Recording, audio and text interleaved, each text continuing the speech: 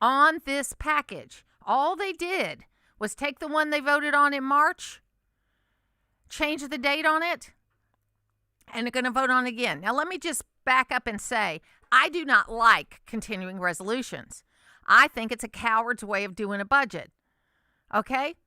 But this is where we are right now. And what I'm understanding is that they actually got farther in the appropriations process this year than they have in about 10 years. And hopefully by next year, hopefully, if you could see me, I know some of you can see me, I would be on my knees if they had not been replaced, saying, please do it right this time. Okay? So, it's, it is something that we need to understand. So the House passed the bill, which was basically the same bill that's been voted on 13 times that Hakeem Jeffries defended when Joe Biden was the president. Exact same bill, exact same language. 13 times. Okay? No, some people in the House voted on it, and it passed in the House. In the Senate, they got a 55-45 vote on cloture. One Republican voted against it, Rand Paul. 3 Democrats voted with it. And they're going to take another vote this morning around 10 o'clock. So, they may or may not. I don't know if this is going to last 5 to 7 days. I've heard estimates 5 to 7 days to 4 weeks. So we got a text message in that said from Lee, can you speak to the things impacted by the shutdown as it directly impacts Georgia? Also, can you speak to why legislators continue to get paid their full salary during a shutdown when it seems that they are not doing what they are put in office to do? Now, I will correct the second thing. Yes, they will eventually get paid, all right? But they won't necessarily get their full pay if it goes more than 2 weeks because they get paychecks every 2 weeks, or maybe it's twice a month. I've forgotten. But I don't think it's going to go that long, so no, their pay is not going to be interrupted because, probably the paychecks for September 30th probably went out before the shutdown. So they got that paycheck. And it's not a check anymore. It's everybody's got direct deposit. So they probably got that payment.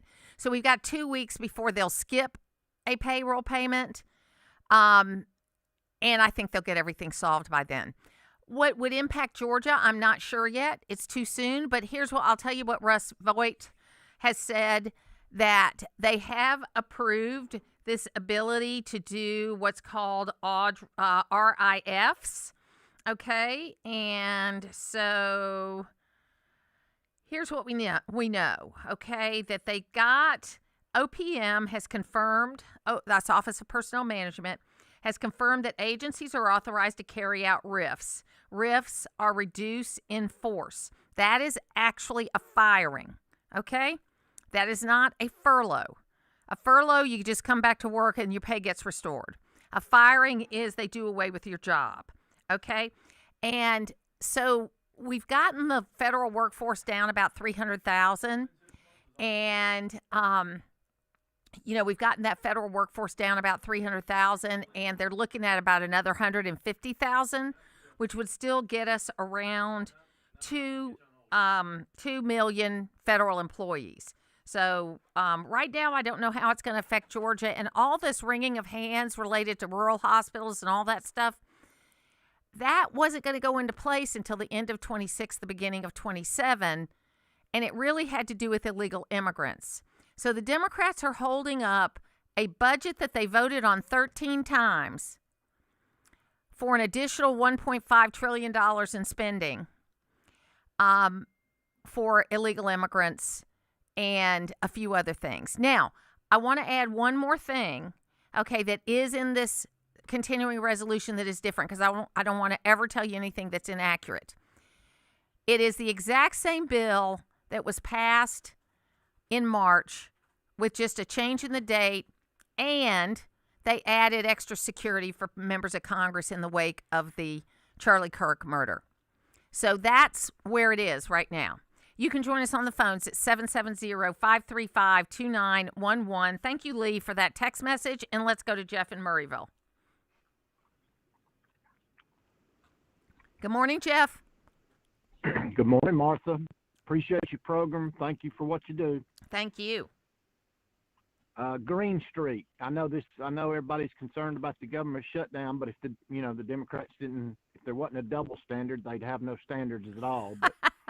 But my issue is Green Street and the lack of vision that past leaders have had to solve that problem. Look at yesterday, what a cluster it was trying to get through, and it's a central artery of Gainesville, so that should have been addressed years ago. No one had the political intestinal fortitude to do something about it, nor do they have it today. At least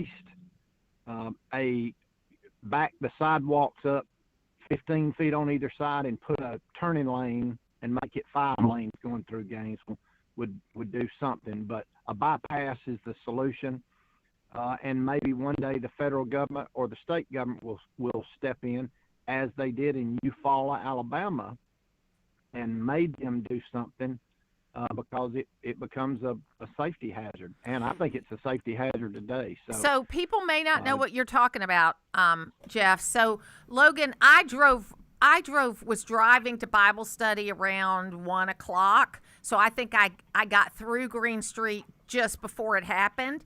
I had a meeting on Green Street at 3 o'clock that I got a message say, hey, everything's canceled because everything's shut down. Can you just update folks just to what happened yesterday? Yeah, so what happened yesterday, for those who are unaware, is yesterday around 3 o'clock, authorities here in Gainesville said a fallen tree, which we know Green Street has all those shrubbery, all those large trees that have been there for years and years. It fell, it blocked the roadway for many hours. It got cleared. So it went from one side of the street to the other? That's what it was, okay. It blocked both a north and a southbound lane, so it gives you indication how large that tree was. Had that blocked for around 4 hours. Right before 7 is when they finally got the tree cleared and they got the roadway back open. They got most of the power back in the area. There still might be a handful of residents, but the bulk of those without power has been restored, thankfully. Great work there with all the electric companies getting work with that. But, the roadway was shut down. It was, impassable for a lot of people for about 4 or so hours due to that fallen tree.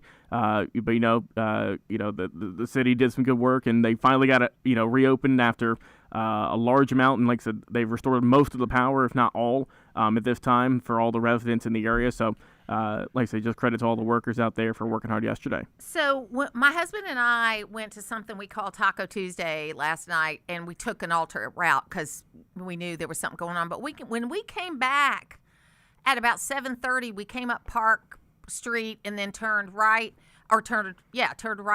and we looked back, and there were still emergency vehicles at 7:30 on the road. Now, it was open. I mean, the side we were on was open. Right. So it could have been that they were just, not completely open yet, but there were still emergency vehicles. Right. And lots of flashing lights. Oh, for sure. And like I said, the report that we have here, and you can read the full article on Access WDUN, our brand new website, says that it was fully reopened right around 7:30. So right around the time, like you said, when you were coming on back and you saw all the flashing lights and all the vehicles, when they were finally starting to get cleared up after 4.5 hours, give or take, of just being on the road. So, Jeff, I just wanted to make sure everybody knew what we were talking about. What I understand they're going to do on Green Street, and I've reached out to some of the traffic folks to see if we can talk to them, was that they're putting a roundabout at the end where the holly tree is, and that's going to be taken down. And then they're going to make it to where you just go up one side and down the other, and you can't make left turns. And I also understand that some of the things related to the problem with the street is the fact that so many of those houses are historic homes, and so you can't really widen the street because of that. But what do you think about the roundabout solution? Well, that's a turd in the punch bowl, I think is what that is, Martha. Okay, all right. Green Street's still a main thoroughfare, so tell me when those chicken trucks start going around. Yeah, I get it. And they're going to try to get it to alternate routes, and they have started the cross between the connection between Mount Vernon Road, Thompson Bridge Road and Lee Dam Road. They're getting that cut through. But you're right, and I'm going to get somebody that knows more about it than me on, but thank you for calling in on that. That was a big thing yesterday, Jeff. No doubt about it. We'll take a break. When it comes to where you get your news, what's important to you? I want to hear news that doesn't take sides. I want to hear clear reporting that's easy to understand. Always here with the news you need. AM 550 and FM 102.9 WDUN. Innovation at Jackson EMC. To me, innovation is taking technology and doing something new with it. I'm working with a global company. We're helping them be able to reduce their carbon footprint through some of our programs. Here at Jackson EMC, we embrace innovation, such as solar power, electric vehicle programs, energy-efficient right choice homes. Jackson EMC, innovation for today, innovation for tomorrow. You wouldn't want someone you couldn't trust working on your family's HVAC and plumbing, so why would you call anyone but Gainesville Mechanical? They're your local, most trusted and award-winning HVAC and plumbing company in North Georgia. From maintenance appointments and clogged drains to plumbing emergencies and new system installations, their team is ready to serve you. And with their customer assurance maintenance plan, you can receive discounts, priority scheduling, and 24/7 no overtime rates. Gainesville Mechanical and Bryant, doing whatever it takes since 1989. I know you've heard the word, but have you experienced it? The word is revival. Asbury Chapel invites you to 3 nights of praise and preaching for the purpose of being revived in your faith in Jesus Christ. We'll hear from different preachers from across North Georgia each night and sing songs of faith that have built us up for generations. Come on out for beautiful fall air and homemade desserts as we experience Jesus together. Services will be held October 5th, 6th, and 7th at 6:30 p.m. at Antioch Campground. Go to asburychapel.net for more information. As a mom, comforting my family is what I do best. Vicks Vapor Stick provides soothing, non-medicated Vicks vapors in an easy-to-apply stick, and it dries fast, so there's no mess. I use it to comfort myself and my family. Thanks, Mom. Vicks Vapo Stick, soothing comfort for the whole family. And try Vicks Vapo Shower Max for steamy Vicks Vapors when you need more comfort for yourself. Use as directed. Let's go! You're still glowing, flirting, grooving. You've still got it. But your immune system weakens as you age, making it harder to fight flu, pneumococcal pneumonia, RSV, and COVID-19. Vaccines are a key part of any health routine and help strengthen your immune response. Ask your doctor or pharmacist which vaccines you need. Schedule in minutes at vaxassist.com. Sponsored by Pfizer. Always here, always local. From the Access WDUN Hardy Chevrolet Newsroom, Hall County School District announces the class of 2025's graduation rates topped the state's average rates. Details at Access WDUN. And coming up on North Georgia's News Talk. It's the Martha Zoller Show, presented by Gainesville Mechanical. From the Northeast Georgia Health System studio in downtown Gainesville on AM 550 and FM 102.9 WDUN.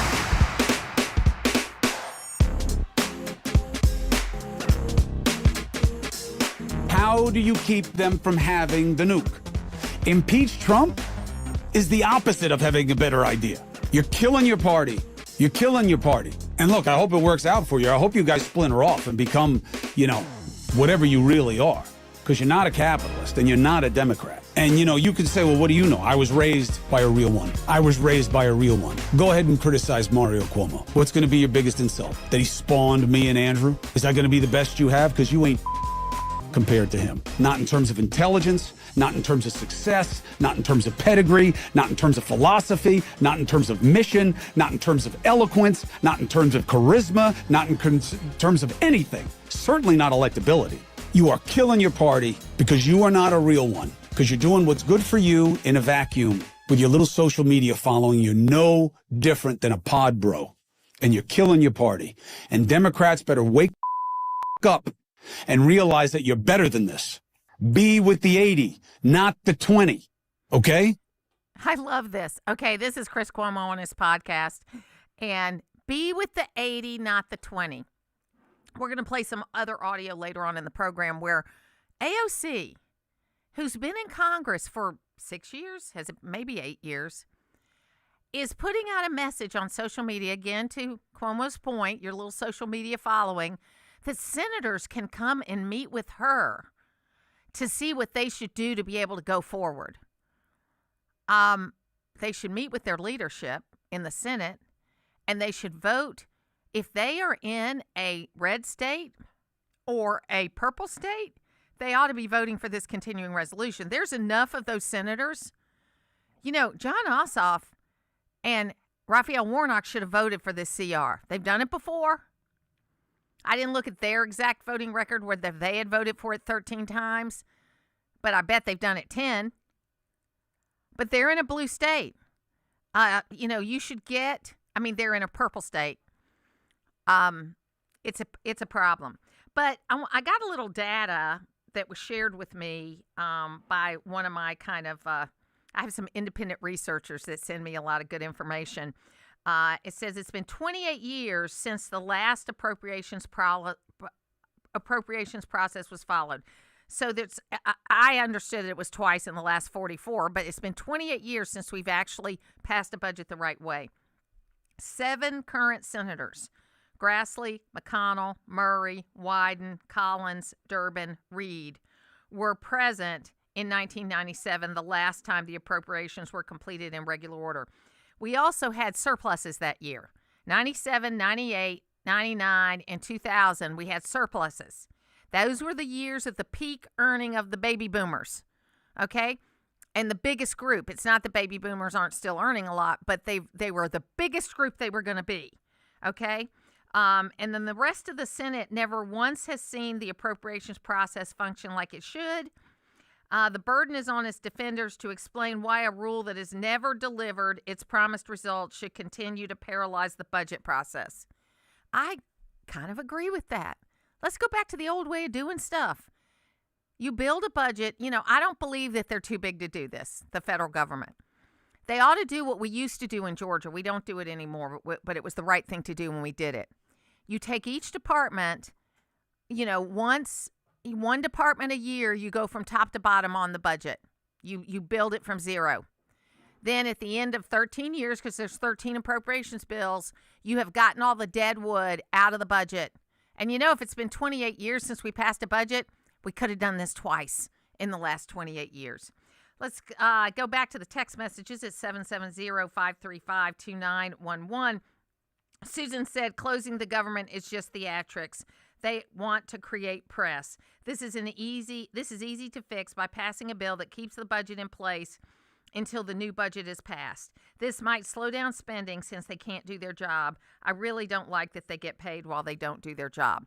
What they should do is that since they're today, they should be starting the process of doing next year's budget. Okay, the budget that starts on next October 1st. Okay?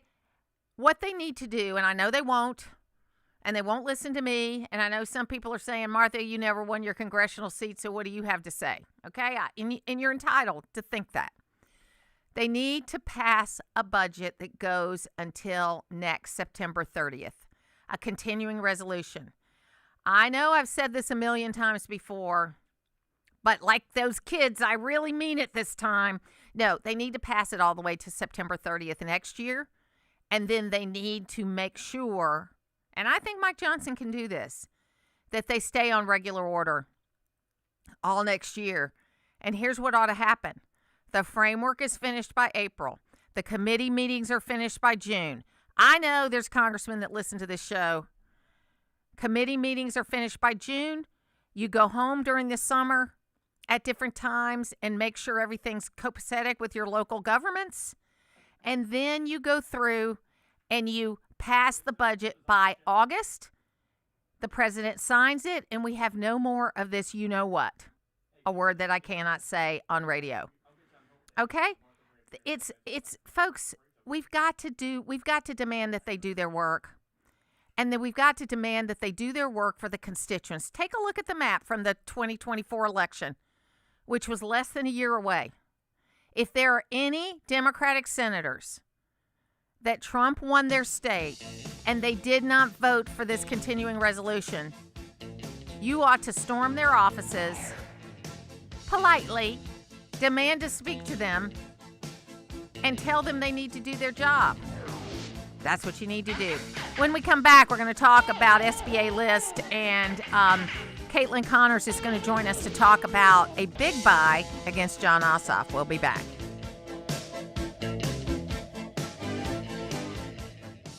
Does your office technology slow your team down?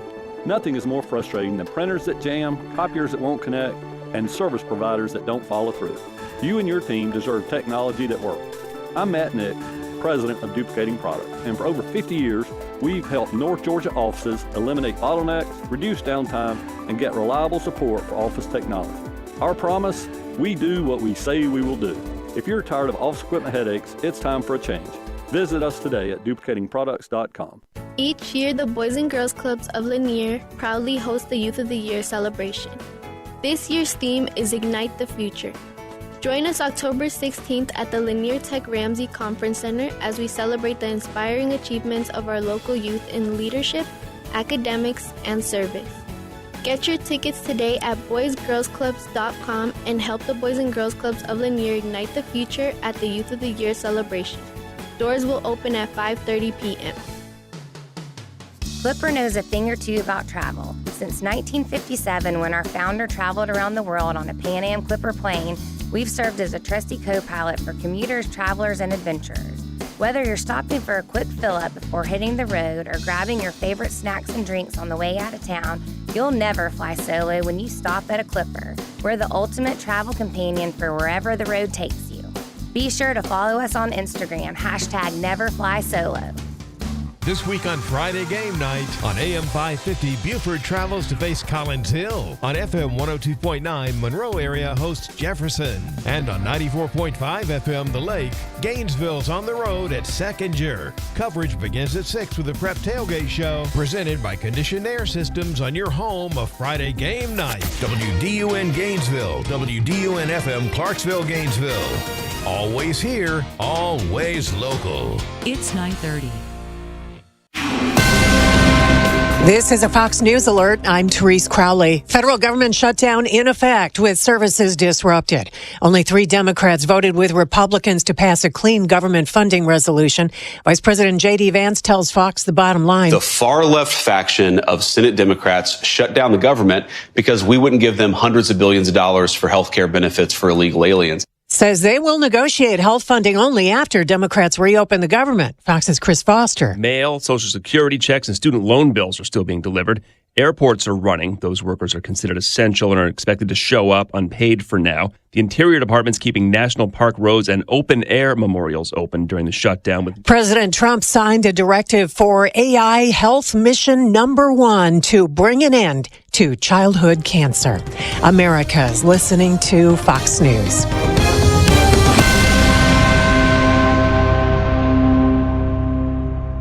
Always here, always local. From the Access WDUN Hardy Chevrolet Newsroom, I'm Steve Winslow. Hall County School District announcing the graduation rates of 2025 topped the state's average. WDUN's Hamilton Keener reports. The Hall County School District has announced a 4-year cohort graduation rate of 88.49% for the 2025 school year, besting the state average of 87.2%. The school district's performance outpaces state averages in key subgroups, demonstrating strong results across diverse populations. Students with disabilities recorded 84.7%, a gain from 73.1% in 2024 and above the state average of 78.4%. After a downed tree blocked Green Street in Gainesville for hours Tuesday afternoon, that roadway completely reopened this morning. Thousands went without power throughout the afternoon on the north side of the city, as Georgia Power reported that the Green Street area's customers finally had power restored and the street opened after 8:15 p.m. And cases of the common cold are rising across the country. GNN's Mark Mayfield has more. The CDC reports common cold viruses are at the highest level since 2022. These cases typically peak in September before the flu season starts. The CDC says flu cases remain low for now, but that could change soon. Weather shifting combined with kids back in school could bring an active flu season. You'll find more details and news online at Access WDUN. Now here's your Access WDUN weather forecast. Good Wednesday morning, North Georgia, and happy October the 1st. We'll continue with partly cloudy skies for your drive. Later today, warming into the low 80s. You better have those sunglasses. From the Access WDUN Weather Center, I'm meteorologist Holly Strana. In Murrayville, 66 degrees. Sugar Hill, 69. And in Gainesville, 67. From North Georgia's News Talk, AM 550 and FM 102.9 WDUN. Hey, it's Chuck Dowdle, and I'm looking for 25 Super Dog fans to go with me May 6th to Iceland with Colette and Peach State Bank and Trust. And here's what we're going to do. We're going to teach them how to call the dogs in Icelandic. We're going to see massive glaciers that sculpt mountains and valleys. We're going to see thundering waterfalls and plunging fjords. We're going to walk on a black volcanic sand beach, relax in the warm, mineral-rich water of the Sky Lagoon. And Colette has us covered, from arranging the flights, meals, hotels, and all the local experiences, allowing us to simply enjoy the journey. So call Colette at 800-581-8942 or visit WDUNtravels.com to learn more. Let me show you the world. Come away with me. Presented by Colette, Peach State Bank and Trust, and WDUN. Go Dogs! Use the Access WDUN talk and text line, presented by M&R Rental at 770-535-2911, and be part of the conversation. From the Northeast Georgia Health System studio in downtown Gainesville, it's the Martha Zoller Show on AM 550 and FM 102.9 WDUN.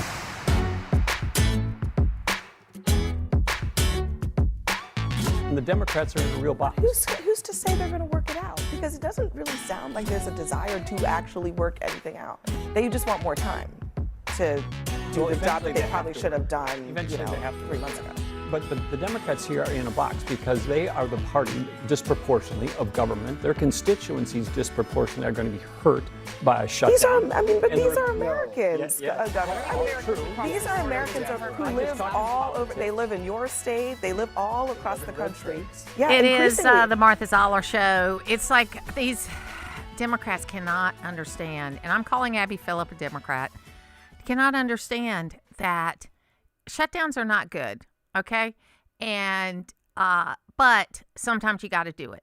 And what they've really done, what the Democrats have really done, which I have no problem with, they have given the executive branch more power. So we shall see what happens. Caitlin Connors is joining me right now. She's the political director for SBA Pro-Life.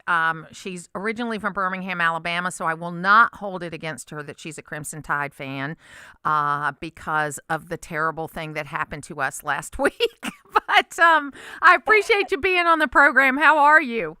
Absolutely, Martha. I was not even for a second going to bring up football on our call today. Oh, that's all right. We can bring it up because I recover easily. I'm a double dog, so we love our teams, and I'll root for Alabama as long as they're not playing Georgia, so it's okay.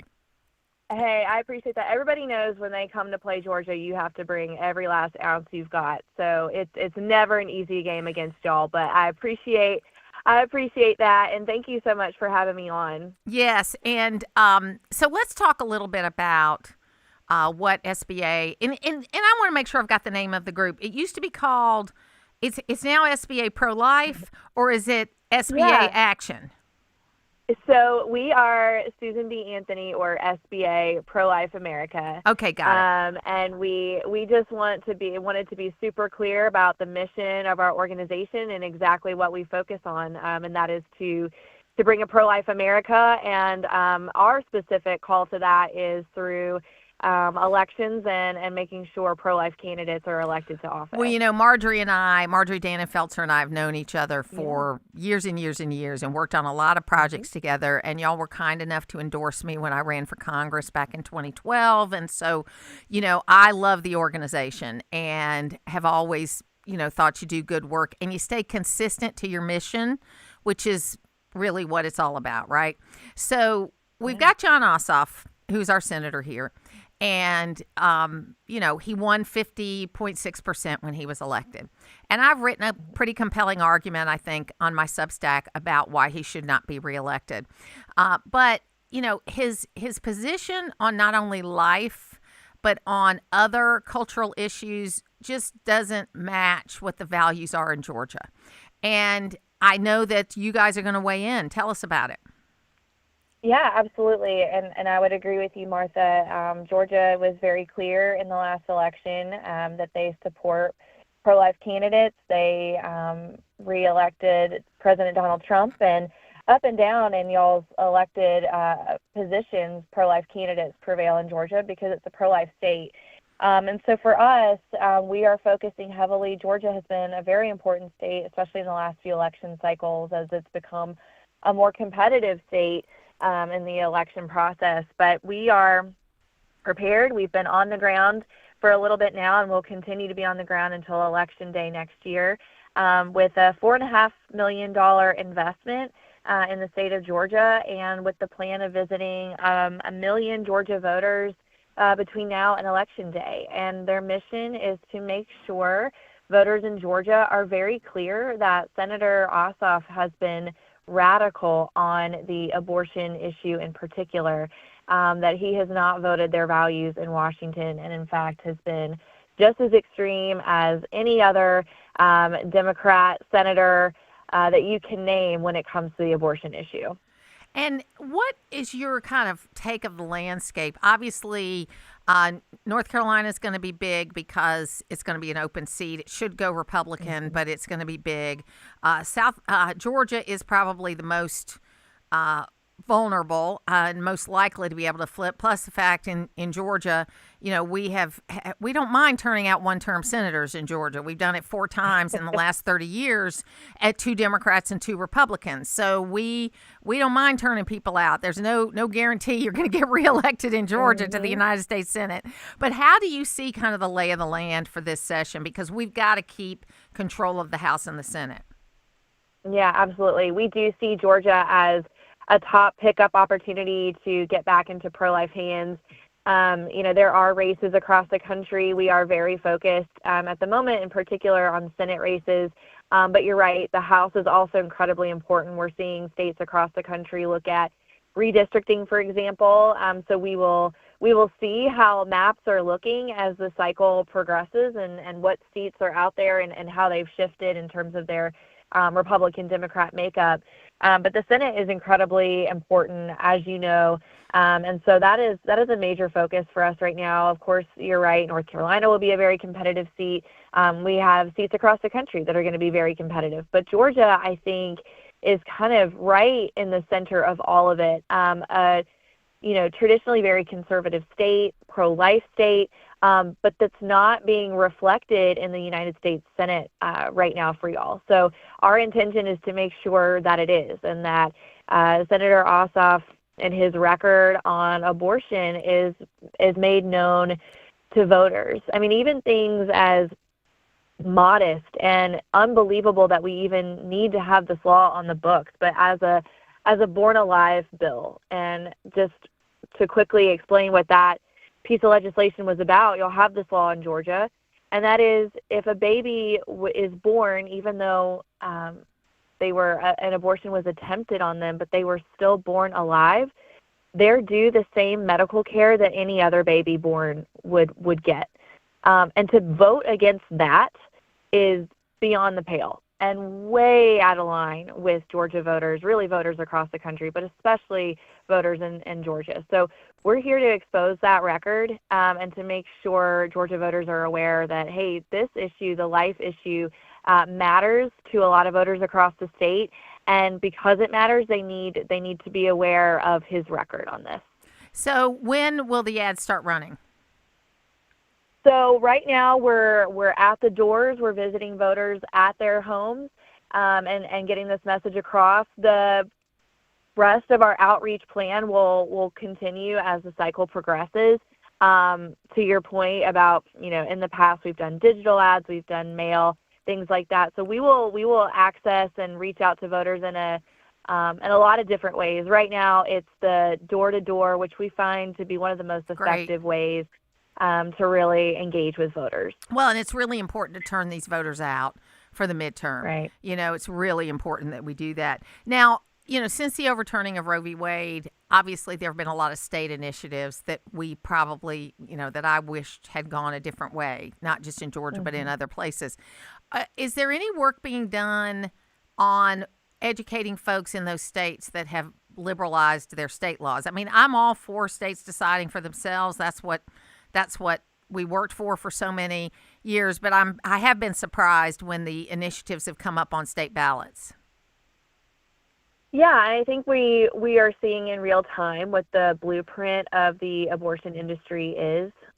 Thankfully, in Washington, we are able to defund abortion providers for at least the next year. So maybe they won't be able to use so many of those funds for their political purposes.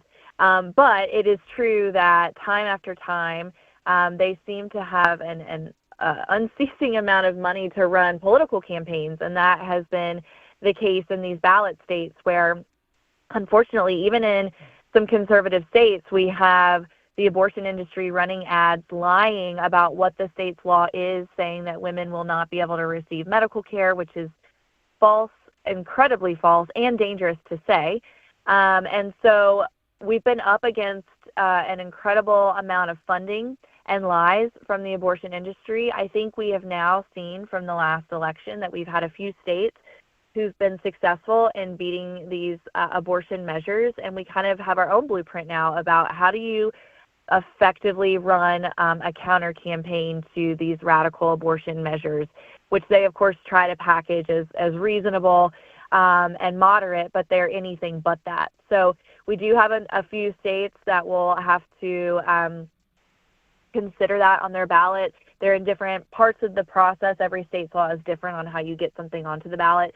So there are different parts of the process on whether or not they will reach the ballot and what the exact wording is going to be. But states like Missouri are looking for ways to fight back. Unfortunately, they're one of the states by just a very, very thin margin lost to the pro-abortion ballot measure that was in front of voters in 2024. And they're looking at ways to counter that by putting another measure up that's a pro-life measure. So we're looking and we're seeing leadership at the state level to try to combat this onslaught of money and lies that the abortion industry has been peddling, and how we can protect life and moms in these states, especially in our states where we know the voters are pro-life and that is the value that they hold dear. Caitlin Connors, if people want to know more about the work you're doing, how can they do that? Absolutely. Thank you, Martha. Please, you can follow us on all different social media platforms at SBA Pro-Life, and then, of course, our website with all the latest information where we're active in elections is sbaprolife.org. So please visit us there. And I'm just so grateful for the time, Martha, and everything that you're doing in this very, very important state. Thank you for all you do. Thank you so much, Caitlin. Caitlin Connors from SBA Pro-Life. We'll be back. Everyone wants to live a rich life, especially in retirement. Join Rich Life advisor Bo Henderson for the Rich Life Retirement Show, where the math shows you the path. Sundays at 12:35 on WDUN. While technology has certainly changed the way people do business, it hasn't changed the way we treat our customers. It's Mike Cormier, and at Hardy Chevrolet, we are as committed to excellent customer service as the Hardys were when they started the business here in Gainesville over 4 decades ago. When it's time for a new or used vehicle, remember what Charles Hardy always said. We love you and we need you. Together, let's drive. At Hardy Chevrolet, Brownsbridge Road in Gainesville, online at hardychevrolet.com.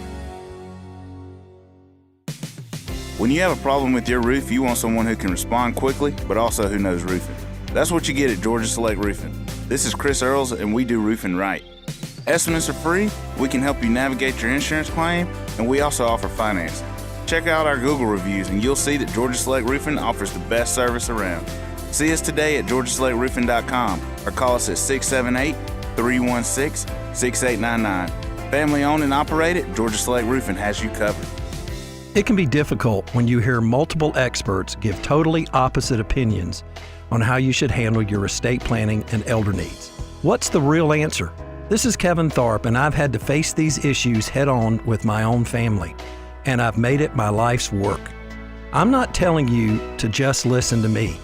I'm just asking for the chance to be a part of your conversation. Log on to kevintharpwithane.com. Let me help you make the hard decisions the right way. Hello, I'm Greg Beatles, president of your Atlanta Falcons and also a proud supporter of Eagle Ranch. My family and the Falcons have been involved with the ranch for many years. Eagle Ranch has expanded its services to meet the increased needs in our community, to include outpatient counseling, a day school program, a residential program, and other therapeutic services that are both affordable and accessible. Learn more at eagleranch.org. That's eagleranch.org. You wouldn't want someone you couldn't trust working on your family's HVAC and plumbing, so why would you call anyone but Gainesville Mechanical? They're your local, most trusted and award-winning HVAC and plumbing company in North Georgia. From maintenance appointments and clogged drains to plumbing emergencies and new system installations, their team is ready to serve you. And with their customer assurance maintenance plan, you can receive discounts, priority scheduling, and 24/7 no overtime rates. Gainesville Mechanical and Bryant, doing whatever it takes since 1989. Always here, always local. From the Access WDUN Hardy Chevrolet Newsroom, Midland Greenway and Tax Allocation District in Gainesville recently earned the city a statewide award. Details at Access WDUN and coming up on North Georgia's News Talk. It's the Martha Zoller Show, presented by Gainesville Mechanical. From the Northeast Georgia Health System studio in downtown Gainesville on AM 550 and FM 102.9 WDUN.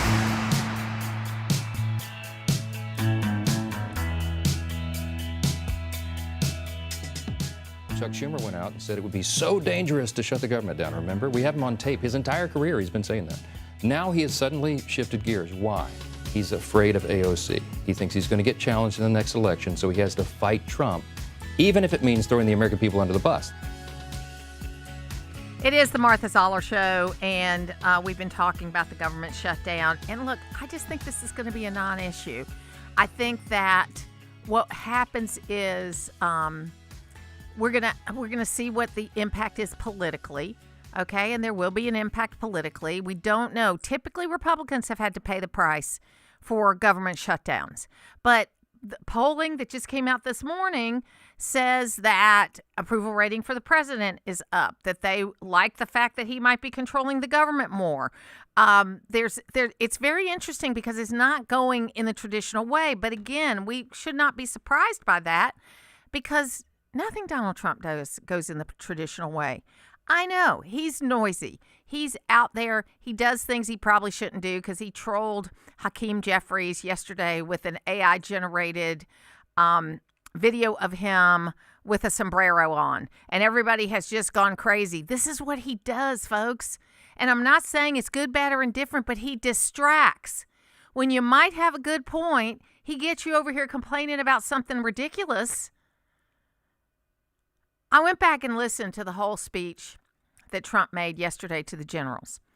And my Democratic friends immediately reacted to the speech yesterday before listening to the whole thing and probably not even watching it. Probably just looking at what comes over their social media or the clips that get, pulled out by Democrats to look at. And they said, oh, yeah, he said he was going to fire any general that he could fire. Go back and listen to the whole speech. It was a very rah-rah kind of speech for the military. And you know what? Every president since George Washington has had the power to fire generals if they don't get along. In fact, why would you have a general that did not agree with your philosophy of foreign policy or defense? That's why, in general, not to use a funny word, you offer your resignation when a new president comes in power. It's called a flag officer.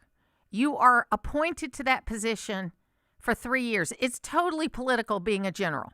You don't just aspire to a general. There's where you really see the great soldiers that have been merit-based and are not political is at the colonel level. Okay, it's called a full bird colonel. That's not a lieutenant colonel, it's a full colonel. And those are the guys that are really the lifelong blood of the military. The generals, not that they're bad people, I'm not saying that at all, but it is a political appointment. It always has been. And that's because we have a military and a foreign policy that is not run by the military. It is run by the executive branch, ergo the President of the United States. The President of the United States has the sole authority in many things related to foreign policy and defense. The sole authority, that's what the Constitution says. Okay? So him saying that if you don't get with the program, I'm going to fire you is perfectly within his rights and was done by Barack Obama, was done by Bill Clinton, was done by Franklin Roosevelt, was done by Lyndon Johnson, was done by, I mean, just you name it. You name a president since the beginning of our history, and he probably fired a general during his time in office. We didn't know as much about it as we have since the television age. Okay? And then, of course, on steroids with social media. But it happened every single time. Now, I know what you're saying out there. Okay? Yes, but if you don't like Donald Trump, this is Donald Trump. I have a very good friend of mine that is just like totally down the drain in Trump derangement syndrome. And everything is yes, but. It doesn't matter how much history you give them. It doesn't matter how much you point out that this has happened and how much you advise with the love in your heart. I say this to all of you because I'm reassessing my whole role on social media right now. I cut it way back in 2023 after the October 7th attack. I got rid of Instagram. I mean, I still have an Instagram account, but I do not look at it, and it's my social media people that post on it, okay? Because it's all kind of inspirational posts, or it's something that I've done, or a message from me, or a podcast, or an appearance. That's all it is. Facebook, pretty much the same way. I repost memories. And I have a social media team that on my fan account, my kind of political account, they post things every week, okay, that are either related to an appearance I've made, an article I've written, or some inspirational thought. And I approve all of those posts. It's not like they're doing them without me. They just do the actual posting because I don't want to be bothered anymore. The main social media platform I'm on now is X, and I do like the algorithm because I follow people on the left and the right, so I get a feed that has people from the left and the right, okay? But I'm really putting boundaries and limits on that because I think it's toxic.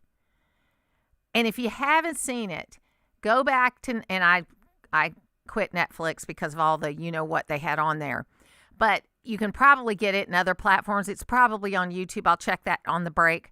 But it's called The Social Dilemma. And it's not a political documentary. My very liberal daughter suggested it to me, and it changed my life and how I looked at social media. And she was right. Some of her documentaries, though, I have to point out to her, a documentary doesn't mean it's all true. I had another friend of mine send me this post about Ken Burns. And I know Ken Burns wrote the great book on baseball, and he's a historian. But, I just don't trust a guy that's in his 60s, maybe 70, that's still dyeing his hair jet black. Now, granted, I color my hair, I'll admit it, but I am trying to make it look a little more like I'm older than, the same color I had, when I was 18, okay? So I just don't trust a man that's got pasty white skin and dyes his hair, okay? And that's just me. I don't like it. But what I will say is, he's a very smart guy, but because he calls Donald Trump a despot doesn't mean anything. And that is just the kind of language we got to stop. Is total transparency being a despot? We actually know too much or more about how this government runs than we ever have. And the old saying about you really don't want to know how the sausage is made? You really don't want to know how the sausage is made. Okay? When you see the kind of ins and outs. And then yesterday, he did this great thing about childhood cancer and getting prescription prices cheaper, getting Pfizer to come to the table and stop gouging us. He did a really good thing. And it's all yes, but. Yes, but I hate him. Yes, but I just can't stand him. Yes, but he's a despot. We got to stop using this language. And if it means shutting down your social media, do it. We'll be back.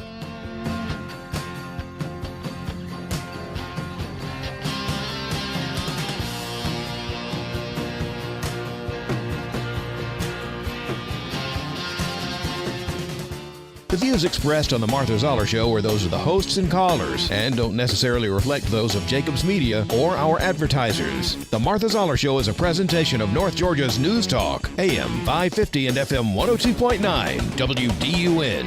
Hey folks, Todd Starnes here. When it comes to keeping pests out of your home, Mark Turner at Select Pest Control has it figured out. As the name implies, you get to select whether you want their professional team to take care of those pesky pests, or if you'd rather do it yourself, visit their retail store on Browns Bridge Road in Gainesville. Since 1993, Mark and his great staff have offered professional service, products, and advice to North Georgia. Visit them online at selectpest.net, or better yet, stop by Select Pest Control today and tell them Todd sent you. I'm still going for it, even with higher stroke risk from atrial fibrillation, an irregular heartbeat not caused by a heart valve problem. Over a 3-year study, Eliquis apixaban tablets reduced stroke risk better than warfarin, and over 97% of Eliquis patients did not experience a stroke. A first stroke occurred in 2.9% of warfarin patients versus 2.3% of Eliquis patients.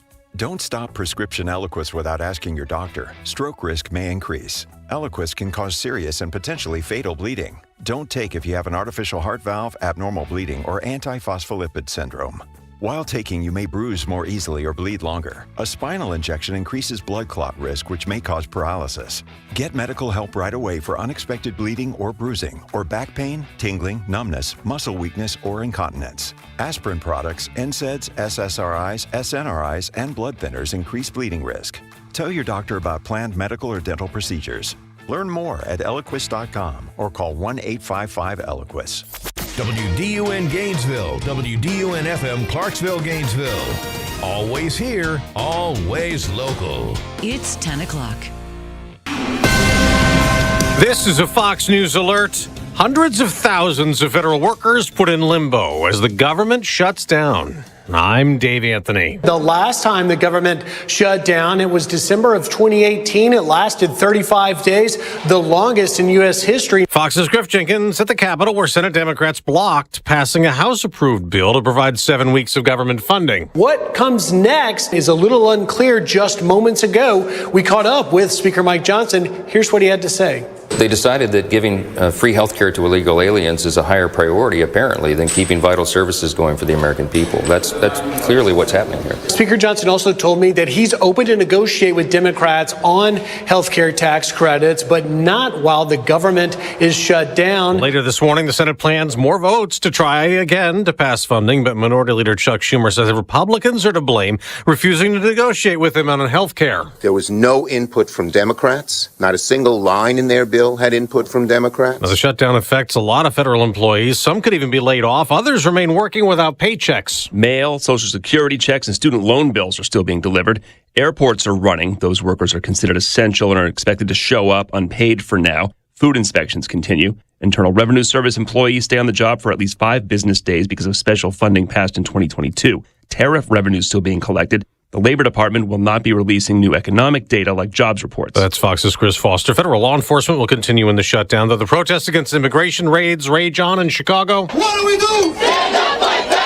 The protest started near Trump Tower. The rally was held one day after Illinois Governor J.B. Pritzker said the National Guard could be coming to the Windy City at the request of DHS to protect ICE personnel and facilities. ICE is currently using Naval Station Great Lakes, home to Navy boot camp, for a hub for its Chicago operations. That's Fox's Lucas Tomlinson. America's listening to Fox News. Always here, always local. From the Access WDUN Hardy Chevrolet Newsroom, I'm Steve Winslow. Gwinnett County Public Schools celebrating a milestone as their graduation rate is the highest it has been in 10 years for the second consecutive year. Georgia Department of Education stats show that Gwinnett County's class of 2025 achieved an 85.4% four-year adjusted cohort graduation rate. That's up from 84.1% last year. Interim Superintendent Dr. Al Taylor said through the district's press release, the achievement shows the dedication of students, families, teachers, and staff, as well as principals who work together to reach the important milestone. Now, more statistics about Gwinnett County's rates are found at Access WDUN. A federal government shutdown now is in effect, and each side of the political aisle blames one another. Just how does this affect everyday Georgians? GNN's Thomas Cage has some answers. The local impact of the government shutdown in Georgia is minimal for those not working in the federal government. Fox 5 Atlanta reports mail services and airports will continue to operate as usual. National parks in Georgia will largely be open, but services may not be available. Medicaid, Medicare, and Social Security benefits will not be affected in the near future, but WIC benefits could be affected if the shutdown lasts weeks. The shutdown may impact federally funded projects, but SNAP benefits for October are secure. And roadways were shut down, and the Georgia Bureau of Investigation was called in after a grenade scare in Stevens County Tuesday. WDUN's William Daughtry with details. The Stevens County Sheriff's Office said that the device found was a non-explosive novelty item. It was previously reported by the department that they called on the GBI's bomb disposal unit after a report of a grenade at a home on Rose Lane. Roadways nearby were shut down while authorities investigated in an incident that lasted for around an hour. And the U.S. Postal Service is issuing a new Forever stamp honoring former Georgia Governor and U.S. President Jimmy Carter. GNN's Jim Roop reports. Mr. Carter died last year at the age of 100. The Forever stamp features a 1982 painting of Carter by artist Herbert Abrams. The stamp comes out on the 101st anniversary of his birth. The Postal Service calls the former president a fitting honoree, adding that Jimmy Carter truly personified the best in America. And you can find more news online by going to Access WDUN. Now here's your Access WDUN forecast from meteorologist Holly Strano. Well, good Wednesday morning, North Georgia, and happy October the 1st. We'll continue with partly cloudy skies this morning for your drive. Later today, warming into the low 80s. You better have those sunglasses. From the Access WDUN Weather Center, I'm meteorologist Holly Strano. In Tiger, 66 degrees, and Winder and Gainesville, 68. From North Georgia's News Talk, AM 550 and FM 102.9 WDUN. This is Chelsea Hogan, and I'm excited to announce that Laura Chastain and I have partnered to form the CHI Insurance Agency. While our name is new, our commitment to offer personalized health care and Medicare insurance policies remain the same. Medicare annual enrollment starts October the 15th. Book your appointment now to get the coverage that's right for you. To find out more and set up your appointment, visit thechiagency.com. That's thechiagency.com. The CHI Agency in Gainesville and Cleveland. Mark your calendars for a taste of the past and a vision for our future. On Thursday, October 9th, the Northeast Georgia History Center presents Taste of History 2025 at the Gainesville Civic Center. Our theme, Looking Back, Moving Forward, invites you to enjoy lunch, hear a discussion on our local heritage, and take a peek at upcoming History Center projects. To reserve a spot or learn about sponsorships, contact the History Center at negahc.org. Taste of History 2025, where community, history, and hope come together. Talking about the issues that affect you most. It's the Martha Zoller Show, presented by Gainesville Mechanical. Now from the Northeast Georgia Health System studio in downtown Gainesville, here's Martha Zoller on AM 550 and FM 102.9 WDUN. Always here, always local.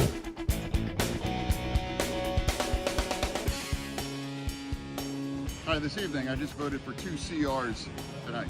And the first one votes to affirm that we would like to extend the ACA tax credits because, of course, I voted for health care. The second vote is about making sure that we keep our government open, and I did vote for that because I think it's a sad event if we shut our government down later today. So for me, our nation doesn't believe that kinds of chaos. Now, for me, it's about more over the country, not the party in this kinds of moments just like this.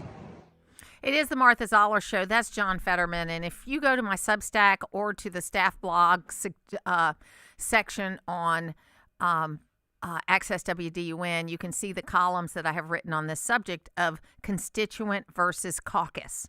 Okay? So what the Democratic caucus did yesterday, with the exception of the 3 senators, including John Fetterman, that voted to keep the government open, was they voted with their caucus, not their constituents. And I haven't done this work yet, so I promise you I'll have it by tomorrow. But I want to overlay the no votes by the Democrats, the other 45 Democrats, I think there's 48 Democrats, the other 45 Democrats and their state, how they voted, and how they voted for the CR. Because if they're in a state that voted for Donald Trump and they voted against the CR, they're probably not very smart. Okay. Now, Rand Paul, who is always a contrarian, okay, he voted against it because he doesn't like the spending. But he voted against him, I think, every time. So he's consistent, but he did vote against his state's interests. He voted against, because Kentucky is the first state to go for Trump all 3 times he ran at a rate of like 65%. So you would think that his constituents would want him to vote for the CR. But I still think that Rand Paul's budget proposal is the best one, okay? It is that you take 2019 budget, which was about $1 trillion deficit, by the way. You adjust it for inflation, which would get you up to about $5.4 trillion. And in fact, because of the raise in revenues, that would allow us to come in a little bit under the amount that we take in, and it would be a balanced budget. Pretty simple, makes sense, right? You take 2019, you adjust it for inflation, so you take into consideration prices have gone up, but that gets all the COVID spending out, which I don't know why anybody's against that. That's one of the things they talked about on the floor last night, that they didn't want to get rid of the COVID spending. I thought that was so crazy. So this morning on C-SPAN, there was a gentleman from Heritage Foundation that participated in the writing of Project 2025. He is a Black academic. I want to make sure that I get his name right. Let me see if I've got it here. I will get that for you. Oh gosh, I don't have his name, but I will look it up while it's playing. He gets a call from a guy that identifies himself as being Black and gets this question. My last question to him, since he's a member of the Heritage, he's also, I guess, a promoter of the Project 2025. And I would ask him, are you a DEI hire for Heritage? Since that seems to be... All right, Anwar. Let me answer the second question first, right? In terms of being a DEI hire. There's no part of me that believes that. I have the respect of my colleagues. My work stands for itself. As I said, I've been writing about these issues and thinking about these issues since I was 15. But even in official capacity for over a decade, that some of the same people who say that Black folks need DEI and celebrate DEI will use DEI as a way to insult Black people with whom they disagree. I find that actually odd, quite interesting. So this guy is named Delano Squires. He's a research fellow. He specializes in writing about life, religion, and family for the Heritage Foundation. He's a contributor for The Blaze, and he's involved in a lot of different things. But I thought that was great. First of all, and this is important, he laughed. He was being dissed, and he chuckled. Not a cackle like Kamala Harris did, but he let people know he had a sense of humor. This is what we're lacking, okay? We're especially lacking, I'm gonna try to get a laugh out of Logan on this one. We're especially lacking among comedians. They have no sense of humor. They can't laugh at themselves. No, yeah, that's true, yeah. You know what I mean? But this guy, he gets asked this question that you can tell the caller thought he had this gotcha question. Are you a DEI hire? You know, and he comes back great. He laughs, and then he explains himself. No, I mean, like I say, you can see in the video, whenever the caller asks him that, you can see the grin start to form, and he lets out a little chuckle, as you said, before he goes into his statement. And like I said, that's what a lot of people do, right? You think, oh yeah, I got him on this. I think this is going to be a gotcha moment, like you said. But no, you flip the tables on him. Yeah, and I think, too, I have this line that I use in speeches where why is it that white guys are the only people that are allowed to have different opinions? Because you don't ever say white men think this way, okay? But you do say women think this way, Black people think this way, Asian people think this way, Latin people think this way. And what you have to do is understand that we are all individuals. We have individual, let's use a liberal term, life experiences that inform our point of view. Yes, I'm being a little snarky when I say it that way, but it's true. Okay, everything, all the cliches are not untrue. In fact, cliches are born in fact. The reason why they become cliches is because they resonate with enough people that people go, yeah, my life experiences impact the way I view things. I suspect I grew up in a mixed marriage home. And what I mean by that is my dad was a Republican and my mother was a Democrat. They never discussed how they voted, but they always talked to us about voting. Now, my mother did make a couple of comments about canceling my father out, which I thought that was funny. Again, had a sense of humor. That's why they stayed married until their death, okay? Until his death. They were married 49 years. I remember Nell Wiggin, who's was just a lovely woman here in this community. One of the nicest people, welcomed me. Her husband's name was Frank. My father's name was Frank. They both were World War II vets, and she lost her husband at 49 years.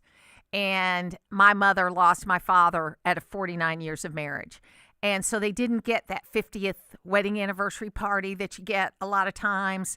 And for a number of years, there was 3 or 4 ladies that I used to write, older ladies that I used to write letters to, and Nell was one of them. And I always did because I just loved her. I thought she was so great, and I so related to her because my mother went through the same thing, that her husband died right before their 50th wedding anniversary. But people are different, and Delano Squires is a guy that has been writing for many, many years and doesn't just work at the Heritage Foundation. And you could tell this guy, Amon was his name, thought he's got you. Well, are you a DEI hire? So what's the assumption? Every time you see a black person, you think they did not get the job appropriately? Folks, that's what affirmative action and DEI did to us. Okay? And affirmative action was a Republican program. I mean, it was instituted by Richard Nixon, who was kind of a liberal Republican, but that's okay. So everybody thought that, and I think that probably at the beginning of affirmative action, it was probably true because right after Brown versus Board of Education, it was roughly about 15 years before, especially in the South, that the schools actually got desegregated. But the sad and unintended consequence of desegregation in the South was that some very fine, predominantly black high schools were closed, just like E.E. Butler here in Gainesville.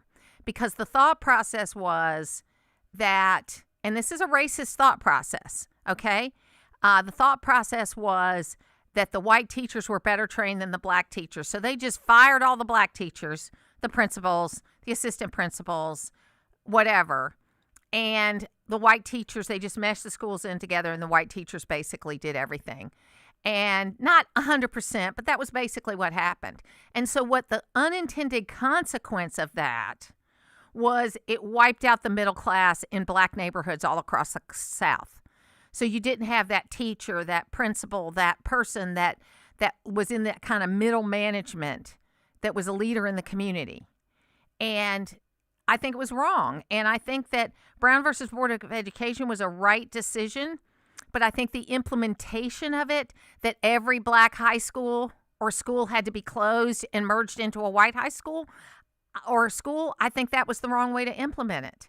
I think that there were great black schools, okay? E.E. Butler was one of them. I went to a reunion. I was invited to a reunion to E.E. Butler. Gosh, my daughter was about 9, and I took her to that. So probably 22 years ago, 25 years ago, I was invited to that, and it was just the most wonderful thing. But you know what? Most of those folks moved out of Gainesville because there wasn't a future for them here. That's changed, thank God.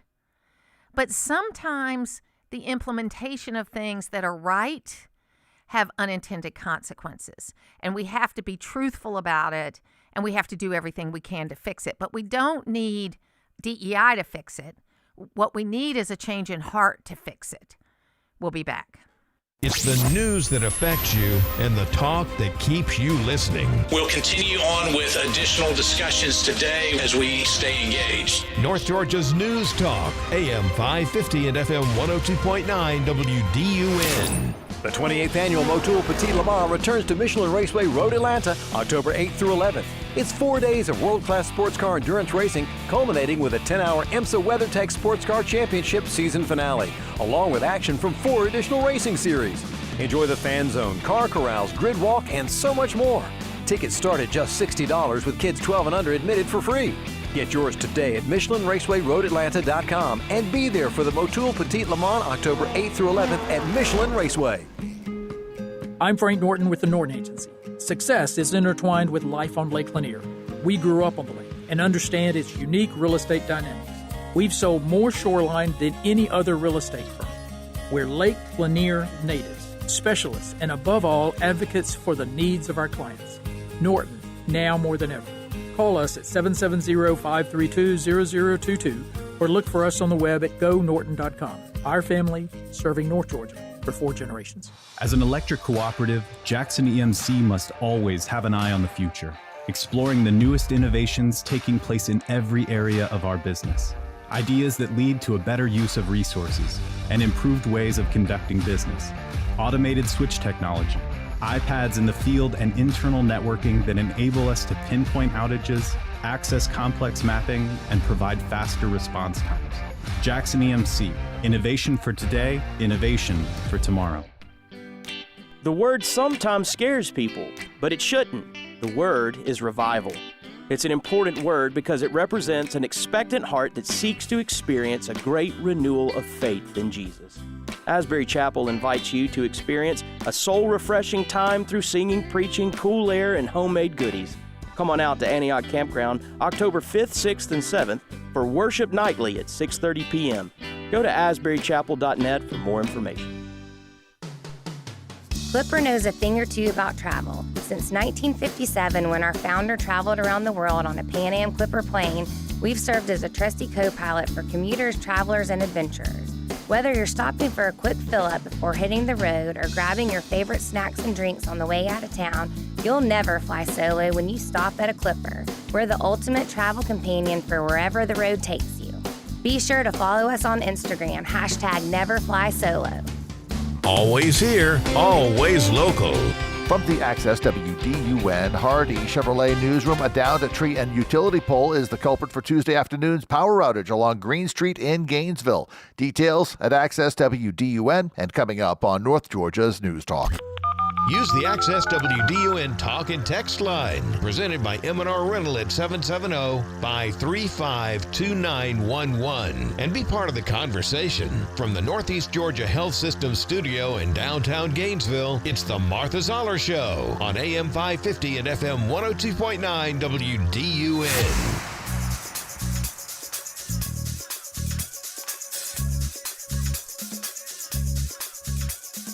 What they've decided to do tonight with their vote is to close the government. And what that means, everybody needs to understand, real pain for real Americans. What does that mean? It means women, infants, and children do not get their nutrition programs. That is not funded anymore. Veterans don't get their health care services, suicide prevention, and other very important things that are very timely. You have low-income persons who are Medicaid, Medicare recipients who are receiving care at home. Those programs are now lapsed. They will not be funded. Yeah, you're got making a point about what happens if the government shuts That's down. right, and they just decided to do it. So the only question tonight is, how long will Chuck Schumer keep the government closed? It's a dangerous gambit. It's something that he himself said his entire political career would be dangerous and disastrous. Roll the tape. It is the Martha Zoller Show, and roll the tape. Chuck Schumer voted 13 times for this budget that was put forward last night. And this can happen to anybody on television, okay? But this morning he was interviewed on CNN, and he was asked this question about how, for the last 12 hours, every Democrat that's come out has called it the Schumer shutdown, which I think is, brilliant, okay? Schumer shutdown, it kind of rolls off the tongue. It's going to stick really well, all that kind of stuff. But clearly his IFB, which is the thing we wear in our ear when we're doing television and we're doing it remotely. So like someone's talking to us over a camera and we're sitting somewhere else, that's called an IFB. Clearly his IFB was not working. And so, and he's 78, he's not as young as he used to be. And I think he may be 76, but he's in the neighborhood. And so he gets asked the question and he just sits there looking at the camera because he can't hear. And, it's not fair to assume just because he's old he can't hear, but that's what it looks like. He looks like an old guy that's lost control and couldn't answer the question. But honestly, he finally said, "I'm not hearing anything." That's what he finally said. So, it's just the optics are bad. The optics are bad. And I think we're going to have a lot of things that are happening related to all of this stuff that we're going to need to do. So here's what my prediction is. I'm not even prediction. This is my suggestion. Okay? The most we're going to get from the Democrats right now is a 4-week CR. And then we're going to have, I think, if I were Mike Johnson, Mike Johnson's not the problem. It's actually got to be John Thune. John Thune would ask for a Senate-wide meeting. And, we'll see if they come. He ought to go to Chuck Schumer first and he say, "Hey, Chuck, we need to have a meeting with all the senators, okay? And maybe it's a floor session. Maybe it's just a meeting. We need to do that, and we need to sit down and say, look, none of us want to be arguing about budgets all the way into the next election year, okay? None of them want that, okay? And what they need to do is sometime in the next few weeks, they need to put together a continuing resolution that is going to last until September 30th next year. And then you've got to get on regular order doing the budget. Now, that's the House's side. That's the House's job. But the Senate's got to do their job first. And look, I think John Thune is doing a fantastic job as majority leader. He is really calling it out. And he actually said to the Democratic senators, yes, I'm willing to talk about the changes you want in the ACA, a.k.a. Obamacare. Okay, I'm willing to talk about those things, but we need to get this CR done first so that we're not rushing it. Okay? Do it. Keep the government running. And let's relook, as my researcher told me, let's relook at this crazy set of rules we're using that only twice in the last 46 years has produced a budget on time. Maybe we need to change the process. There's nothing in the Constitution about what the process has to be.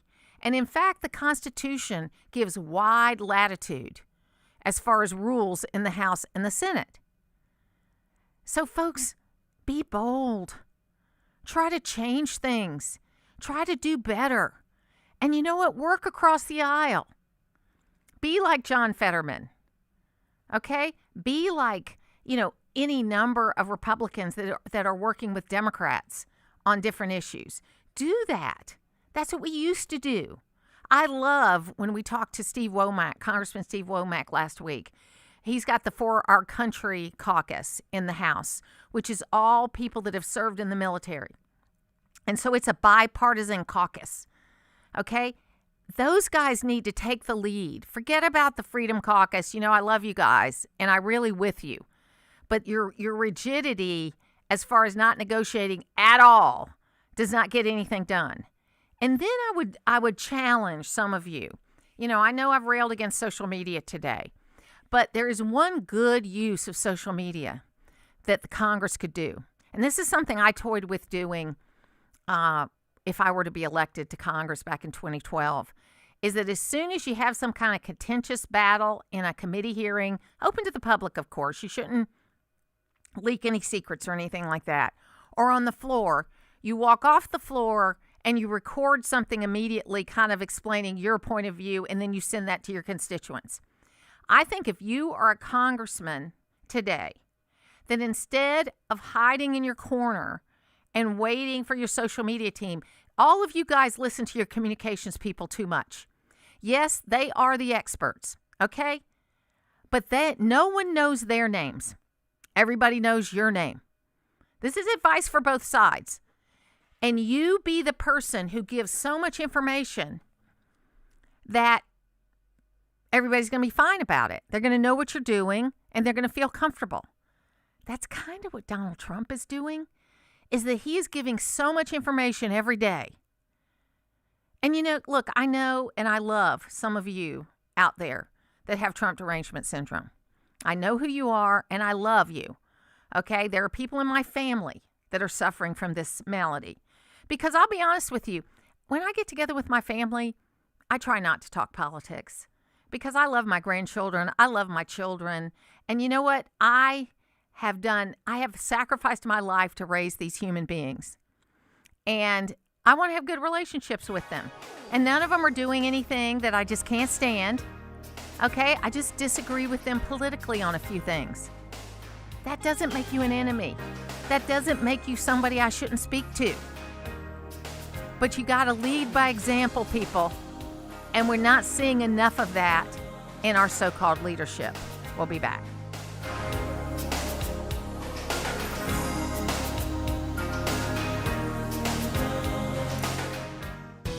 This is Ellie from the Greater Hall Chamber of Commerce, and we want you to live your healthiest life. Don't miss the Health Smart Wellness Expo Thursday, October 2nd at the Gainesville Civic Center. From 7:30 a.m. to 1:30 p.m., get free health screenings, including blood pressure, cholesterol, glucose, carotid artery checks, flu shots, and more.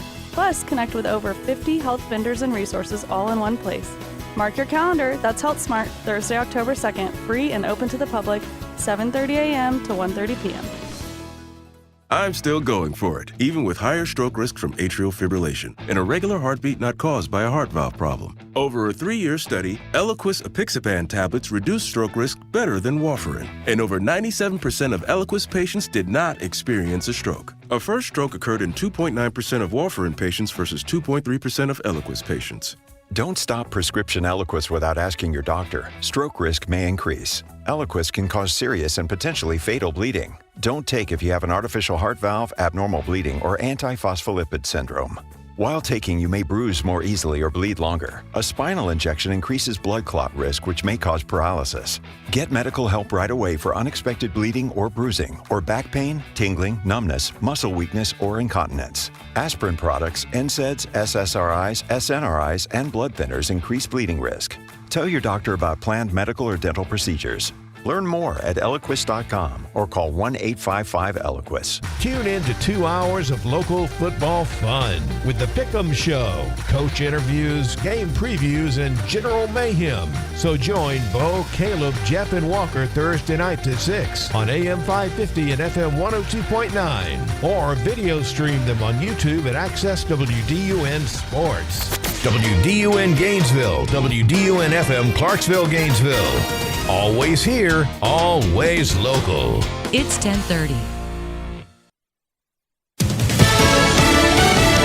Fox News, I'm CJ Papa. The Senate expects to start voting again this morning on the bill to fund the government through November 21st. Vice President J.D. Vance earlier on Fox and Friends. You don't shut the government down. You don't take the government as a hostage because you want to engage in a negotiation about health care costs. Let's do that negotiation, but let's do it in the context of actually opening the government and ensuring those essential services are actually provided to the American people. Senate Democratic leader Chuck Schumer responding to the VP. When I was majority leader, we had 13 of these instances where we had government funding. We didn't shut down once. You know why? I sat down and negotiated with the Republicans. That's what we need to do. Some 750,000 federal employees off the job this morning. America's listening to Fox News.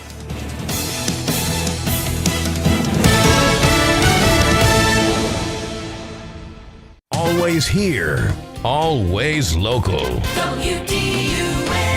From the Access WDUN Hardy Chevrolet Newsroom, I'm Steve Winslow. Hall County School District has announced a 4-year cohort graduation rate of 88.49% for the 2025 school year. That bests the state average of 87.2%. School district's performance outpaces state averages in key subgroups, demonstrating strong results across diverse populations. Economically disadvantaged students in Hall County for 2025's 4-year graduation rate cohort was 90.39%, above the state average of 86%. Gwinnett County Public Schools, by the way, celebrating another milestone as their graduation rate is the highest it's been in 10 years for a second consecutive year. WDUN's Logan Landers with more. Gwinnett County's class of 2025 achieved an 85.4% four-year adjusted cohort graduation rate. That's up from 84.1% for the class of 2024. Interim Superintendent Dr. Al Taylor said through the district's press release that some of the highlights from the class of 2025's rates include over 13,600 graduates throughout the county,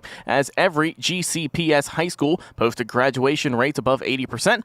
And the average SAT score in Georgia is still above the national number, as the Peach State's average score of 1029 came out more than 30 points ahead for 2025. More news online at Access WDUN. Now, here's your Access WDUN weather forecast. Well, good Wednesday morning, North Georgia, and happy October the 1st. We'll continue with partly cloudy skies this morning for your drive. Later today, warming into the low 80s. You better have those sunglasses. From the Access WDUN Weather Center, I'm meteorologist Holly Strano. In Suches, 67 degrees, Jefferson 71, and in Gainesville 69. From North Georgia's News Talk AM 550 and FM 102.9 WDUN. Hey Daddy, what's in a crawl space? That's a good question, Annie. I'm Cody Lovin with Crawl Space Medic. Musty smells, dampness, and sagging insulation means your crawl space or basement might need some attention. Our team quickly finds and fixes moisture problems, updates moisture barriers, and resolves structural issues, ensuring your home stays dry and comfortable. Don't let your crawl space problems affect your comfort, air quality, or property value. Visit crawlspacemedic.com. A healthy home starts from the ground up. Rise and shine with M&R Equipment and Rental. Your project success is our first job of the day. Whether it's landscaping, construction, or home renovation, we've got your back with our wide range of high-quality tools and equipment. We make starting your day easy. Simply pick your tool, choose your rental period, and get down to business. No job is too big or small. From saws to skid steers, we've got you covered and at prices that won't break your budget. Visit us at mnrrental.com. We're here to help you build a brighter tomorrow.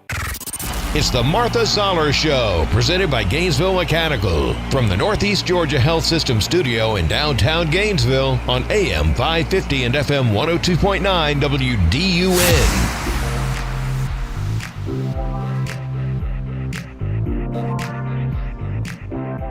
We're all the Hollywood actors and the pro-Palestinian activists that spend the last 2 years attacking Israel and longing for a ceasefire now, huh?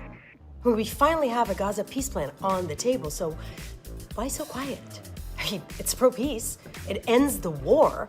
It returns the hostages. And not just that, it actually provides a viable future for Palestinians. Now, this isn't just a French proposal. It has the backing of all the major actors in the Middle East, the UAE, Jordan, Qatar, Saudi Arabia, Turkey. You know, indigenous people, your favorite. For the first time since October 7th, Hamas is isolated. For the first time, finally, the world understands that Hamas needs to go, and they're willing to say it. They want a better future. So again, where are all the Hollywood actors? Where's the squad? I mean, where's the ceasefire now crowd? Why are you so silent on college campus? Do you understand that every day that this peace plan is delayed, the Palestinians suffer? So right now, it's either you're just looking for an excuse to attack Israel and the Jews, or you're actually supporting Hamas. Because you can't claim to support the Palestinian people. You can't. It is the Martha Zoller Show, and that's Noah Tishby, who wrote really a very easy, readable book about Israeli history, which I would recommend to everybody. It's just like the short history of Israel. And it's a fantastic book to read, easy read. Bill Crane's here with me today. And Bill, I got to tell you, when I saw that, when the president came out and announced that Gaza proposal a couple of days ago, which he's now said Hamas has a certain amount of time to accept it, or else he's going to, authorize or allow Israel to do what they have to do to finish this. But it was, you had this, I couldn't believe the Arab countries that were supporting it. I couldn't believe, kind of how it was put together. You got Tony Blair involved, that has been involved in the Middle East since he left the prime ministership. It was outside the box thinking that looked like it included, all the big players. No, Hamas was not included in the negotiation, but to the point that Noah was making is that it finally isolates Hamas like they should be. I was impressed. I watched the press conference afterwards. First thing I noticed when I saw the news coverage was that the president looked a little fatigued, but you're right, and Noah was right. It did not focus on the partnership. I saw nothing in the news coverage that talked about all the other countries. I got that later. I did see an editorial. It was either the Wall Street Journal or the Financial Times of London. I read both, and I apologize to be able to cite which one. That was complimenting Trump on this, as well as his his pivot, if you will, on Ukraine. But the president does need to remember he somewhat steps on his own headlines, because the same day that he saw President Netanyahu in the afternoon and announced this, he met with congressional leaders about the debt ceiling 3 hours later. Right. So this administration, when they have sometimes 6 or 10 things going on the same day, and he's on social media talking about the number of federal government employees he's going to lay off and the leverage to get Democrats, it does get lost. It kind of becomes a salad, and which story and which piece of the salad gets focused on. And so I would say, for the administration, and particularly if Susie Wiles occasionally listens to your show, perhaps a little bit more discipline on big events like that having their own day, because that is the way you command the news cycle. When you've got 8 or 10 things, particularly stories that the national media is going to take a position on, the one you want necessarily isn't going to get the sunshine on it. Yeah, I mean, I'm encouraged by this, even though I don't have a lot of faith that Hamas is going to, give in. Yeah, but I agree. Yeah, I mean, but it was out of the box thinking, and I just think it's important. Well, given the partnerships he's built in the Middle East, it's also important occasionally to flex that muscle. And the first foreign state visits he made were to Qatar, Saudi Arabia, and the Middle East. And of course, he has had the long-standing relationship with Bibi Netanyahu in Israel. So to play that card and then to layer atop that many of our European allies who we're sort of at odds with right now over other aspects of this, them giving recognition to the Palestine, et cetera, shows that this president is capable of détente and reaching deals and not necessarily agreeing with everybody in all things all the time. It's not one of those situations where you're 100% with me or you're the enemy. And that I thought was very plus for the Trump administration. Absolutely. And I think it really started, honestly, when he went to Saudi Arabia a few months ago in June, I think it was, and he said, I'm not trying to change your culture. What I want is peace with you, and I want to do business with you. Okay? It was a different message. You know what I mean? It wasn't like you have to be more like us. It was, we want peace and we want prosperity, basically was the message. And he came out of there with trillions of dollars worth of commitments, some of which we're already seeing going into the ground here in America. So it was, I would say so far, it's probably his most successful trip abroad of this administration, not necessarily the first administration. Absolutely. So the other issue I wanted to talk with you about is the government shutdown, because maybe I'm numb to this kind of stuff, because I know it really doesn't go anywhere. It is kind of catchy that they're calling it the Schumer shutdown, because it is a little catchy. You did have 3 Democrats vote. 1 Republican voted with the Democrats, and then 3 Democrats voted with the Republican. And they're going to have another vote today sometime. And there are a number of states that Democrats voted no, that they are in states that are Trump states. And also, it's the same CR that they voted on 13 times under Biden. So the funding they're talking about that they don't like in the big, beautiful bill doesn't come into play until the end of 26 and the beginning of 27. Right. It's the extension of the Affordable Care Act. During the Biden administration and during the pandemic, the Biden administration increased the subsidies that were already in place for healthcare marketplace customers, I'm one, to receive against their premiums if they qualified.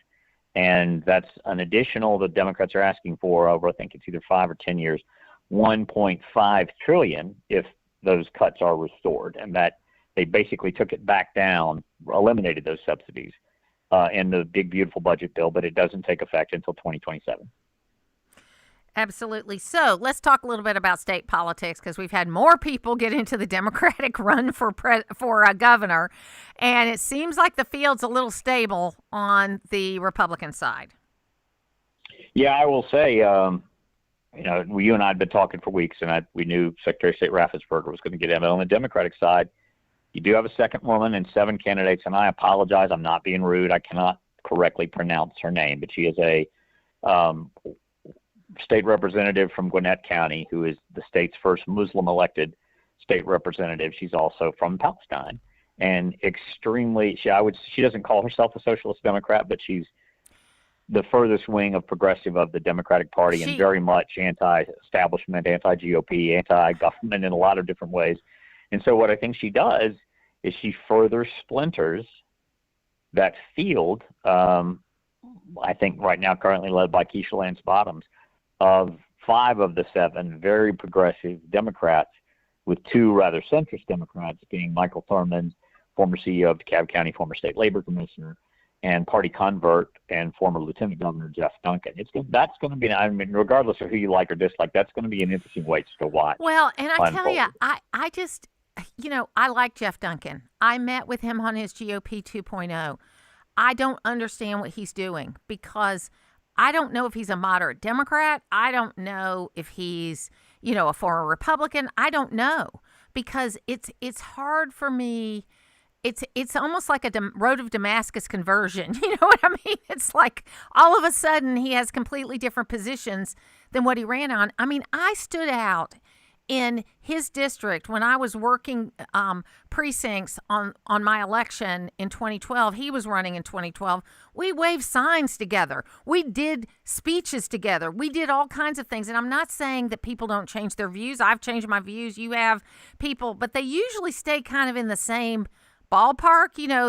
They might become more or less conservative or more or less liberal, but they usually don't they change incrementally and over a period of time, and not a slate of issues all at once. It's a little too politically convenient, and it times out probably with the release of his next book and perhaps more airtime when he doesn't become the nominee on CNN. It doesn't make any sense to me. Well, if I were rooting for Democrats, I would root for Jason Estevez and Michael Thurmond. Those would be the 2 I'd be rooting for.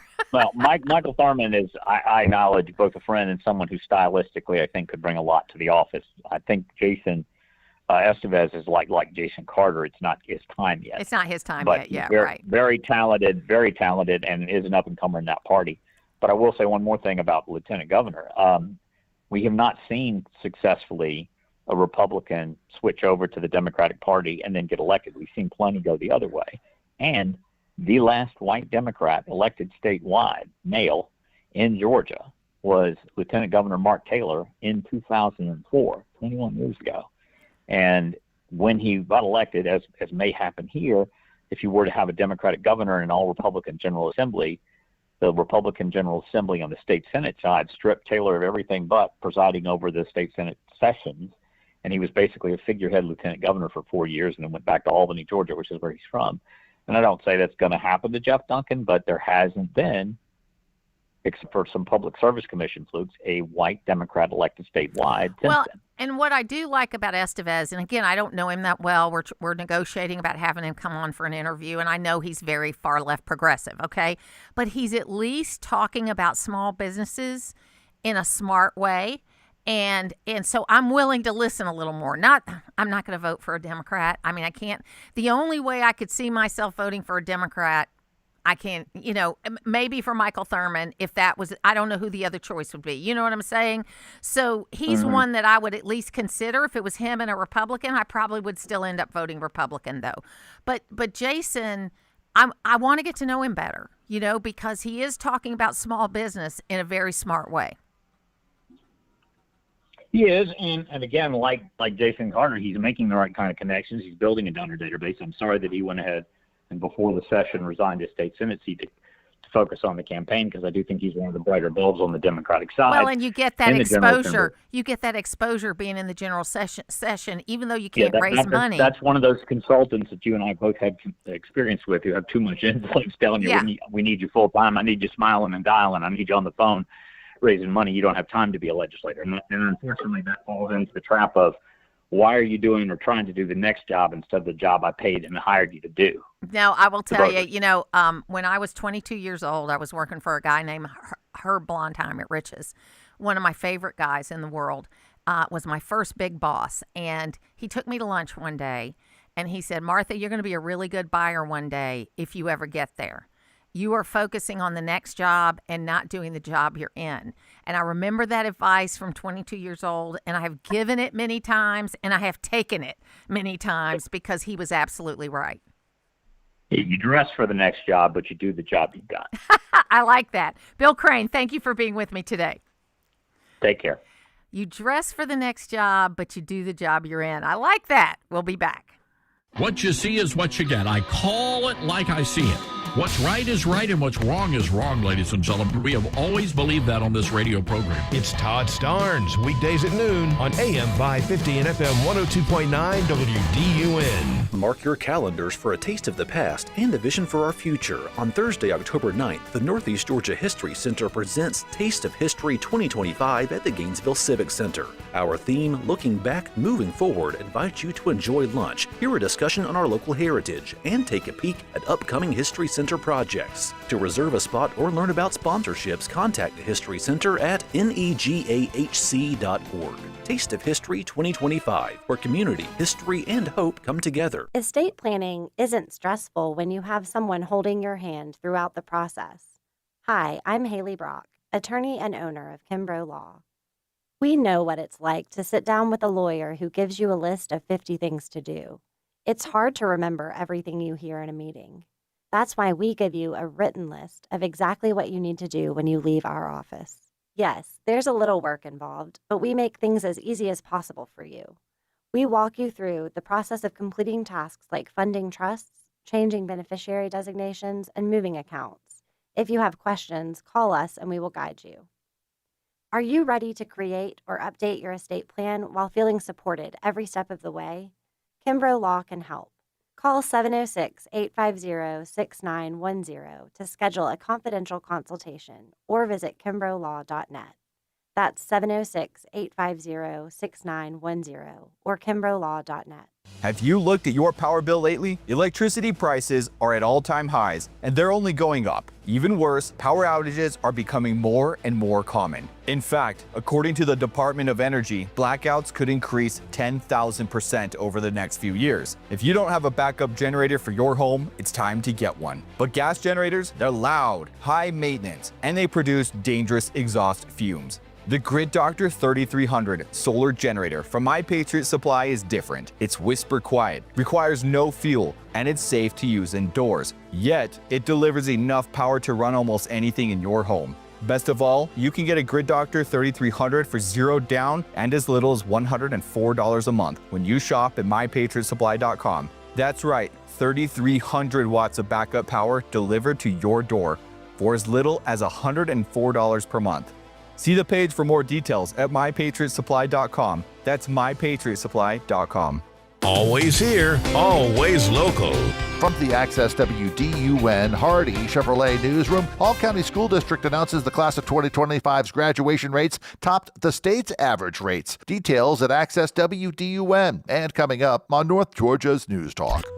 Use the Access WDUN Talk and Text line, presented by M&R Rental at 770-535-2911, and be part of the conversation. From the Northeast Georgia Health System studio in downtown Gainesville, it's the Martha Zoller Show on AM 550 and FM 102.9 WDUN.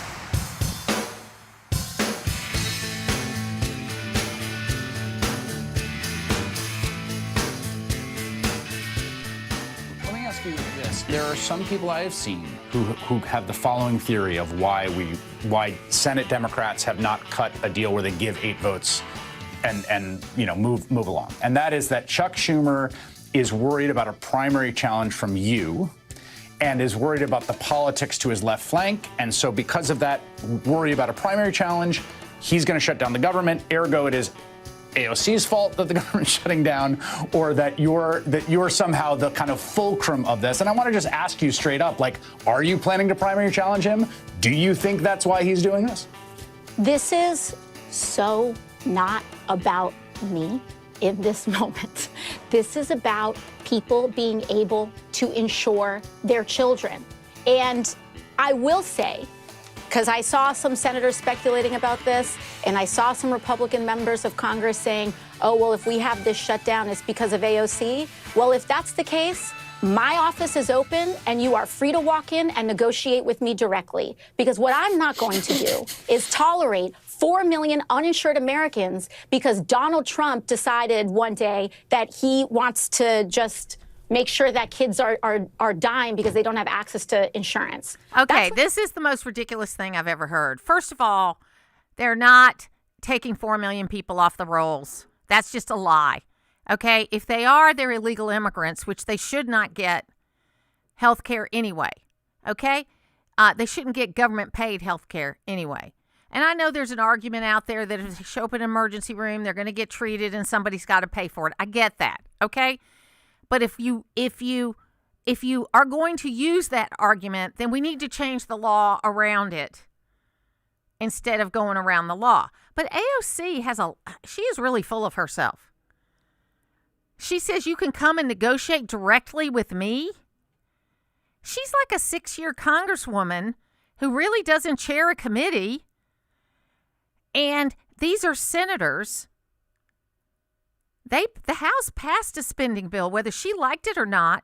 The House has endorsed a spending bill. Whether she liked it or not doesn't matter, because that's not what happens. You know, this idea, and this is something we got to get back to too. The way it used to be, I know it's a sign of age when you start talking about the good old days, and you can join us on the phones and talk about the good old days at 770-535-2911. But you put something before someone, you take a vote, you're part of the body, you accept the vote, and then you move on. Okay? You don't keep going back and rehashing a vote you just took because it didn't go your way. That just makes you look like a whiner. Zell Miller was so beautiful on this. You get half a loaf, then you come back and you try to get half of what's left. And then you come back and you try to get half of what's left. And you may never get that final piece, but you've made some progress. We got to get back to working together, folks. And we got to stop saying, but. We need to say and. I was talking to my friend Justin Giboney this morning from the AND campaign, and he has had such an impact on my faith life. But also, I love where he came from. He was a Democratic operative. He was a DNC delegate. He's run campaigns, and his faith heart was tugging on him because he didn't like, and I'll tell the truth, he didn't like the positions that the Democratic Party had on social issues because he is a Bible-believing Christian. He calls himself an urban Christian, but I don't think there's any difference between any kind of Christian. But he's an urban Christian, to use his terminology.